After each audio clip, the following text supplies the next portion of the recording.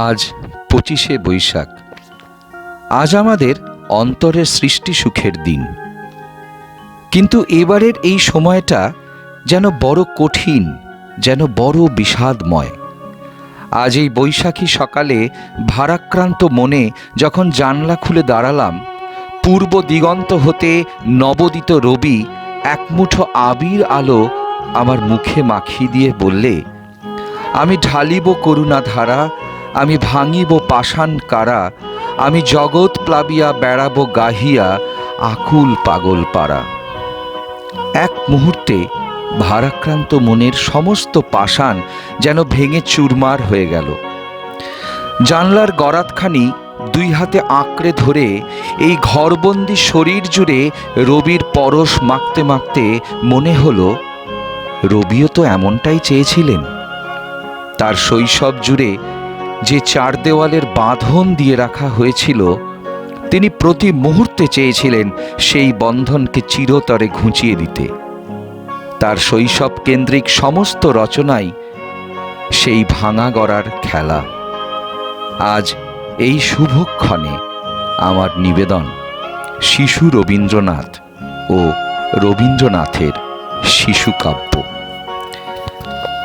শৈশবে যে কবি একান্ত নিঃসঙ্গ ছিলেন, যে শৈশবকে একান্ত করে উপভোগ করবার মতো পরিবেশ পাননি, তিনি তার শিশুকেন্দ্রিক কাব্যগুলির অসংখ্য কবিতায় অতীতচারণার মাধ্যমে সেই শৈশবকে উপলব্ধি করবার জন্য উৎকণ্ঠিত হয়েছেন। নিঃসঙ্গতার কারণেই সম্ভবত রবীন্দ্রনাথ হয়ে উঠেছিলেন কল্পবিলাসী। তার শৈশবহীন শৈশবকে সেই সময় ঠিক উপলব্ধি করতে না পারলেও পরবর্তীকালে অতীত চারণার মাধ্যমে তিনি শৈশবের অপ্রাপ্তজনিত বেদনার আর্ত হয়েছেন। বলেছেন, আমিও ছিলাম একদিন ছেলে মানুষ, আমার জন্যেও বিধাতা রেখেছিলেন গড়ে অকর্মণ্যের অপ্রয়োজনের জল স্থল আকাশ। তবু ছেলেদের সেই মস্ত বড় জগতে মিলল না আমার জায়গা। যখন তার শৈশব অতিক্রান্ত, রবীন্দ্রনাথ আরও একবার নিবিড় করে শৈশবকে উপলব্ধি করেছেন তার নিজের মাতৃহারা সন্তানদের শৈশব লীলায়। শৈশবের মায়ায় কবি চিরকালই আবদ্ধ ছিলেন, এই সত্যটি তিনি অকপটে স্বীকারও করেছেন। তারই একটি পত্রে তিনি অত্যন্ত স্পষ্টভাবে লিখছেন, জগতে শিশুর ধারা কেবলই আসছে, নবীন চোখ, নবীন স্পর্শ, নবীন আনন্দ ফিরে ফিরে মানুষের ঘরে অবতীর্ণ হচ্ছে। তাই প্রাচীনদের অসারতার আবর্জনা দিনে দিনে বারে বারে ধুয়ে মুছে পৃথিবীর চির রহস্যময় নবীন রূপকে উজ্জ্বল করে রাখছে। অন্য মানুষের সঙ্গে কবিদের তফাৎ কি জানো? বিধাতার নিজের হাতে তৈরি শৈশব কবিদের মন থেকে কিছুতেই ঘোচে না। কোনোদিন তাদের চোখ বুড়ো হয় না, মন বুড়ো হয় না। তাই চিরনবীন এই পৃথিবীর সঙ্গে তাদের চিরদিনের বন্ধুত্ব থেকে যায়। তাই চিরদিনই তারা ছোটদের সমবয়সী হয়ে থাকে। শিশু কথাটি রবীন্দ্রনাথের কাছে ছিল বীজ মন্ত্রের মতো। এটি উচ্চারণের মধ্য দিয়ে কবি যেন অপরিমেয় আনন্দ, অপরিসীম শান্তি লাভ করতেন। শুধু কেবল বলতে পারার আনন্দেই কথাটি তিনি বারে বারে উচ্চারণ করেছেন। ঠিক শিশু যেমন মাকে নামের নেশায় ডাকে, বলতে পারে, এই সুযোগেই মায়ের নাম সে বলে। তাই শিশুর উপমা, শিশুর রূপক আর শিশু কথাটি কবির রচনায় বারে বারে ঘুরে ফিরে এসেছে। বিস্মিত হতে হয় এই ভেবে যে শিশু বলতে কবি শুধু মানবকে বুঝিয়েছেন তাই নয়, বৃক্ষ শিশু, পশু শিশু, মানব শিশু সমস্ত কিছুই তার কাছে সমমর্যাদার স্থিত। একেই বলা যায় রবীন্দ্রনাথের শৈশব চেতনার স্বরূপ। রবীন্দ্রনাথের শিশু ও শিশু ভোলানাথ কাব্য দুটিতে আমরা পাই এমনই একগুচ্ছ শিশুকে যারা সাধারণ হয়েও অসাধারণ। তাদের ভাবনা, তাদের কল্পনা, তাদের বাচনভঙ্গি সব মিলিয়েই তারা অসাধারণ। যেমন ছিলেন এই শিশুদের স্রষ্টা এক অসাধারণ শিশু। ব্যক্তিজীবনের প্রতিফলন যে স্রষ্টার সৃষ্টিতে ঘটে একথা অস্বীকার করার উপায় নেই। রবীন্দ্রনাথও সেদিক থেকে ব্যতিক্রমী লেখক ছিলেন না। তাই অন্যান্য লেখকদের মতো তার সম্বন্ধেও বলা চলে, প্রত্যেক মানুষ তার শৈশবকে কাঁধে নিয়ে আমৃত্যু চলেছে। লেখকের পক্ষে একথা আরও সত্য, কেননা লেখক যে জীবন রহস্যের সন্ধানী তার চাবিকাঠি ওই শিশুটার হাতে। রবীন্দ্রনাথ মানুষ হয়েছিলেন ভৃত্যদের তত্ত্বাবধানে, কিন্তু এই কারণে কবির মনে কোনো ক্ষোভ ছিল না, কিংবা কোনো বিদ্বেষ বিষও কখনো তার মনে বাষ্পায়িত হয়ে ওঠেনি। বরং বলা যায় রবীন্দ্রনাথের মনোধর্মের যে একটি প্রধান বৈশিষ্ট্য অন্তর্মুখীনতা, সে বৈশিষ্ট্য তার 4-5 বছর বয়স থেকেই জাগতে শুরু করেছিল। সে জাগার পক্ষে অত্যন্ত অনুকূল হয়েছিল দিনের বেলায় চাকরদের তাঁবেদারিতে থাকা। শিশুকাব্য শুধুমাত্র শিশু উপভোগ্য কবিতা রয়েছে তা নয়,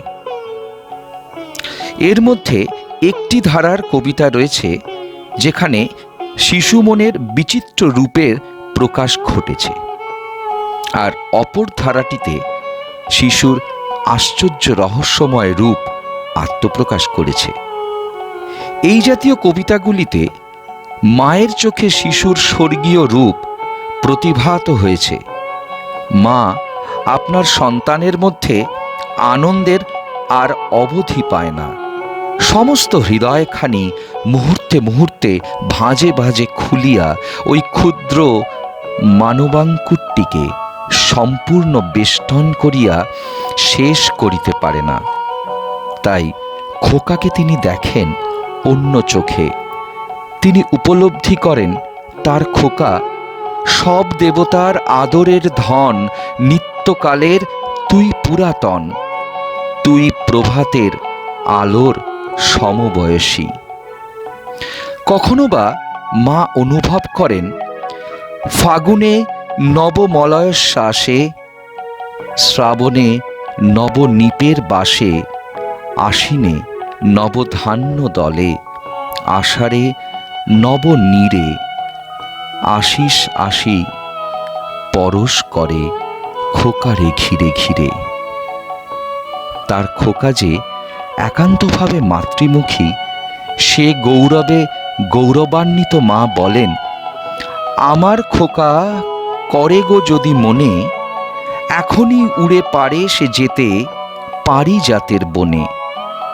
যায় না সে কি সাধে মায়ের বুকে মাথাটি থুয়ে, সে ভালোবাসে থাকিতে শুয়ে, মায়ের মুখ না দেখে যদি পরাণ তব তার কাঁদে। শিশু যেন পার্থিব হয়েও স্বর্গীয়। মা এই সত্য অনুধাবন করেই বলেছেন, খেলতে গিয়ে কাপড়খানা ছিঁড়ে খুঁড়ে এলে তাই কি বলে লক্ষ্মী ছাড়া ছেলে? ছিছি কেমন ধারা, ছেঁড়া মেঘে প্রভাত হাসে, সে কি লক্ষ্মী ছাড়া? মা যদিও কখনো কখনো অনুভব করেন তার খোকা স্বর্গীয় সুষমামণ্ডিত, তবুও মায়ের অতলান্ত স্নেহ খোকার ওপর বর্ষিত হয় ধারাবর্ষণে। তাই তো তিনি বলেন, বাহির হতে তুমি তারে যেমনি করো দোষী, যত তোমার খুশি সে বিচারে আমার কিবা হয়, খোকা বলেই ভালোবাসি, ভালো বলেই নয়। এই গেল শিশুকাব্যের এক ধারার কবিতা। অন্য ধারায় শিশু মনের বিচিত্র স্বাদ বর্ণিত। রবীন্দ্রনাথ নিজের শৈশবের অভিজ্ঞতার আলোকে শিশু মনকে উপলব্ধি করতে চেয়েছেন।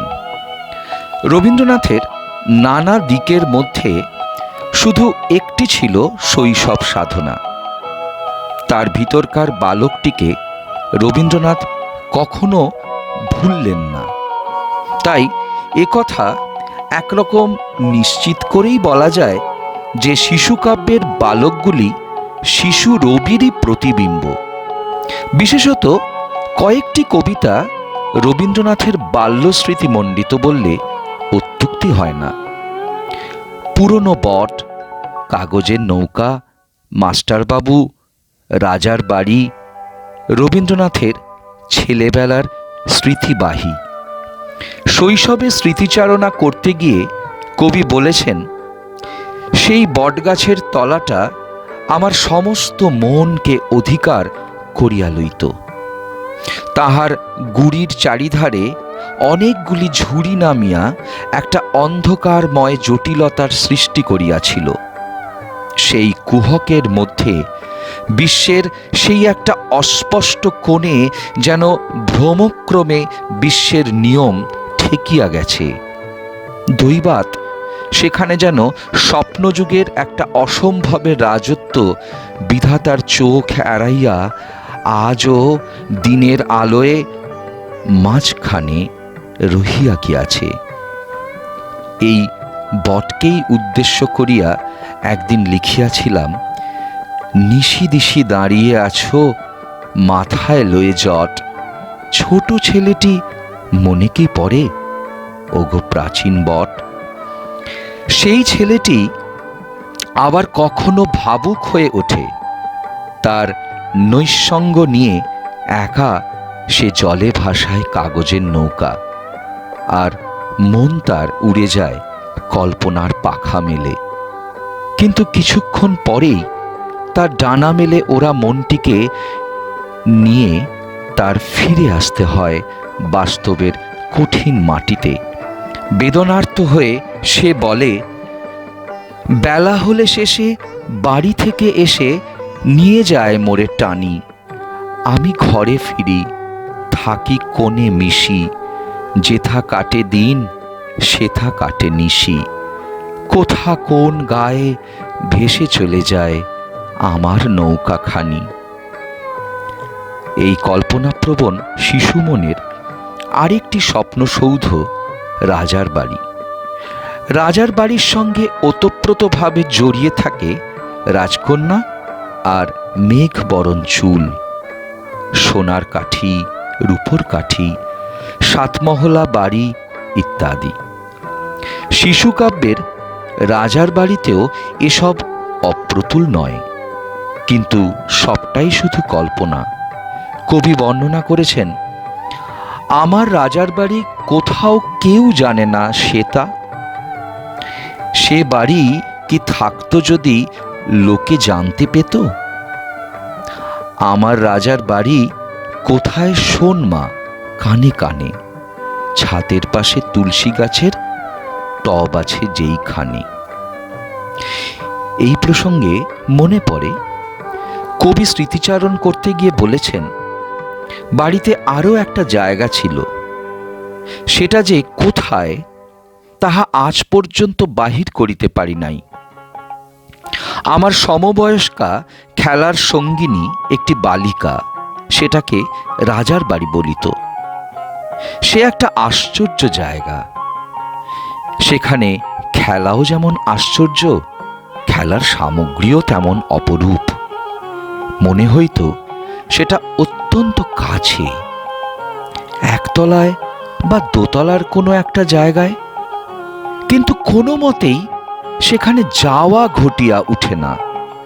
কতবার বালিকাকে জিজ্ঞাসা করিয়াছি, রাজার বাড়ি কি আমার বাড়ির বাহিরে?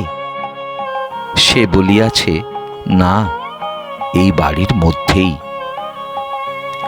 এইভাবেই অতীত চারণার মাধ্যমে বৃষ্টি পরে টাপুর টুপুর কবিতাটি স্মরণ করে কবি বলছেন, আর মনে পড়ে বৃষ্টি পরে টাপুর টুপুর নদে এলো বান।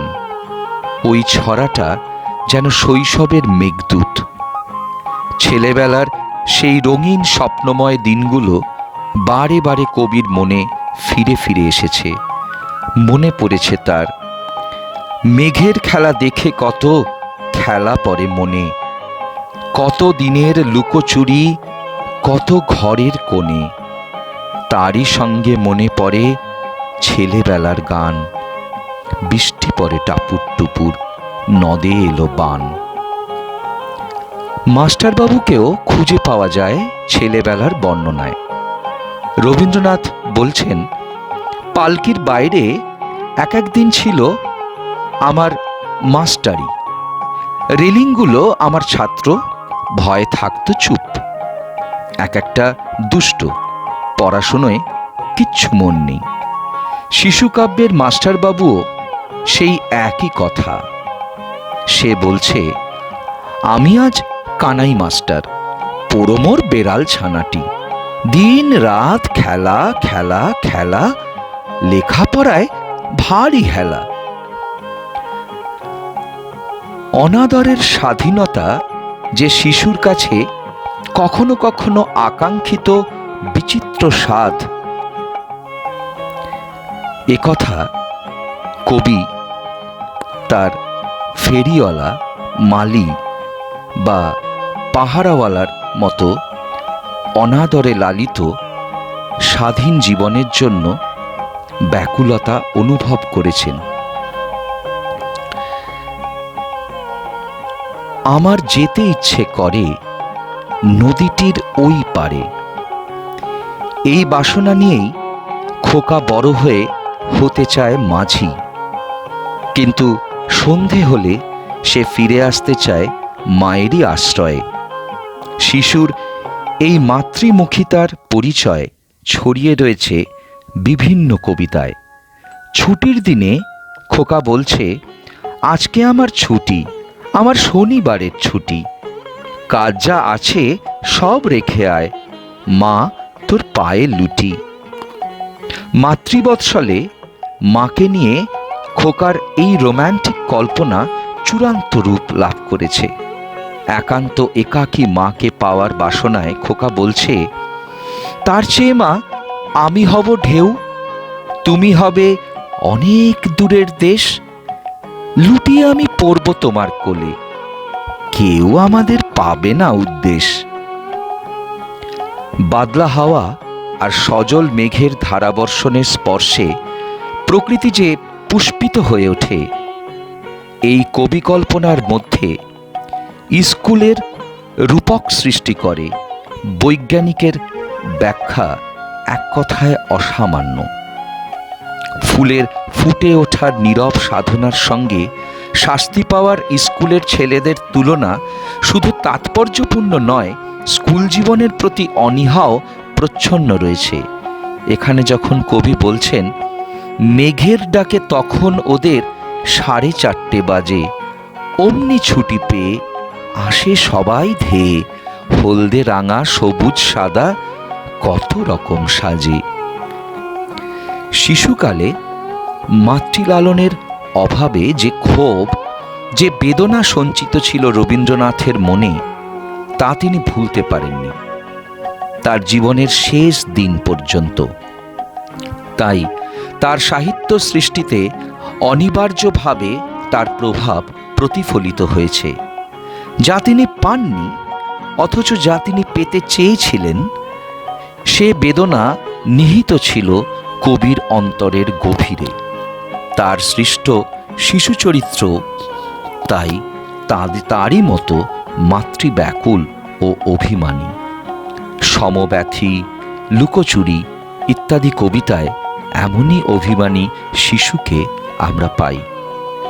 এত বড় পৃথিবীতে মায়ের স্নেহাঞ্চলটুকু যেমন শিশুর একমাত্র ভরসা, তেমনি আবার তার সব অ্যাডভেঞ্চার ওই মাটিকেই কেন্দ্র করে। তাই তো বীরপুরুষ খোকা তার কাহিনী শুরু করছে এই বলে, মনে করো যেন বিদেশ ঘুরে মাকে নিয়ে যাচ্ছি অনেক দূরে। সমগ্র কবিতাটি এই মনে করোর সুতোয় ভর করে কল্পনার আকাশে উড়েছে।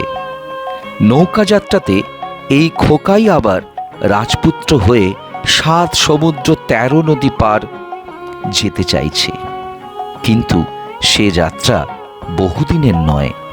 মাকে ছেড়ে, মায়ের স্নেহাঞ্চলটুকু উপেক্ষা করে বেশিক্ষণ খোকা থাকতে পারে না।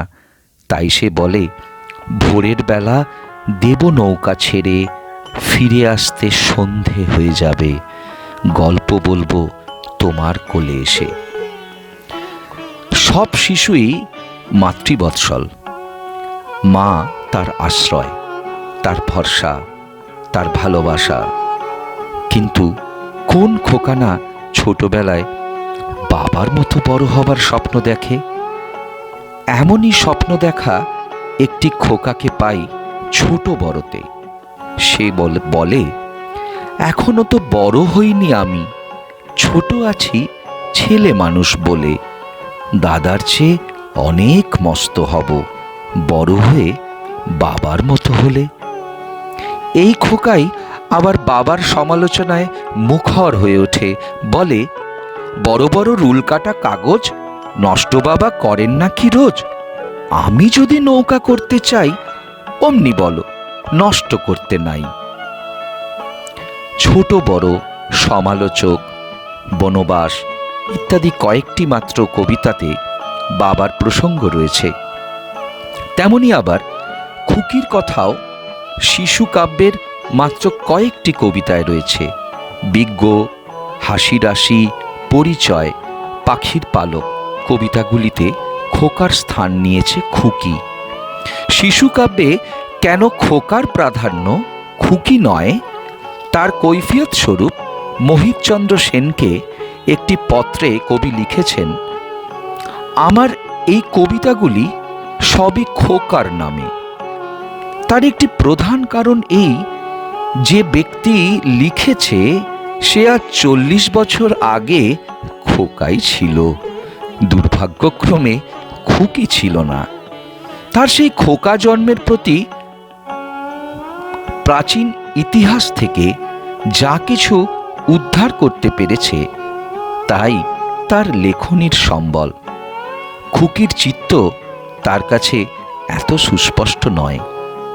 তাছাড়া আরেকটি কথা আছে, খোকা এবং খোকার মার মধ্যে যে ঘনিষ্ঠ মধুর সম্বন্ধ, সেইটে আমার গৃহস্মৃতি শেষ মাধুরী। তখন খুকি ছিল না, মাতৃশয্যার সিংহাসনে খোকাই তখন চক্রবর্তী সম্রাট ছিল। শিশু কাব্যে আরও কয়েকটি কবিতা রয়েছে যেগুলো খোকা বা খুকি বিষয়ক নয়। আকুল আহ্বান এ কবিতায় বিদীর্ণ মাতৃহৃদয়ের বেদনা প্রকাশিত। আবার পূজার সাজ এক ভিন্ন ধরনের কবিতা।